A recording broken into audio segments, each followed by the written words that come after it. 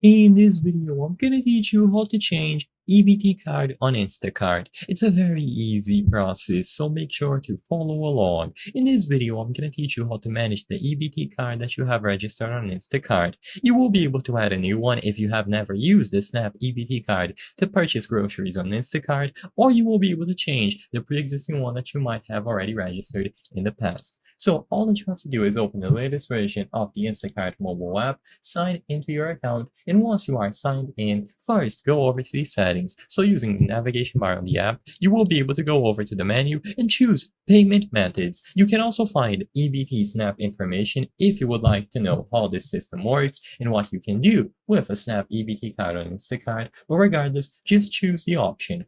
When you go over to payment methods, you will find the option to add an EBT Snap card. If you already have one added, then you will be able to manage and remove it. Upon removing the card, tap Add once more, and now you can include the details about the EBT Snap card. So the first name, last name, and then the full card number. You can find all of this information by looking on the card itself, and you will be good to go.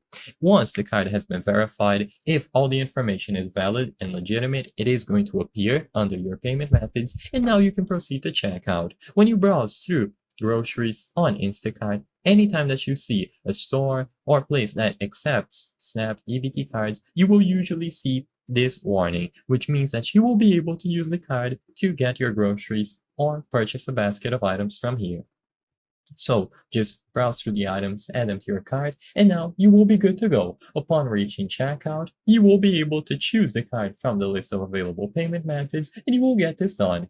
So just repeat this process as needed, and you will be able to change the card or add new ones. I hope I was able to help you on how to change EBT card on Instacart. If this video helped you, please be sure to leave a like and subscribe for more very easy tips. Thank you for watching.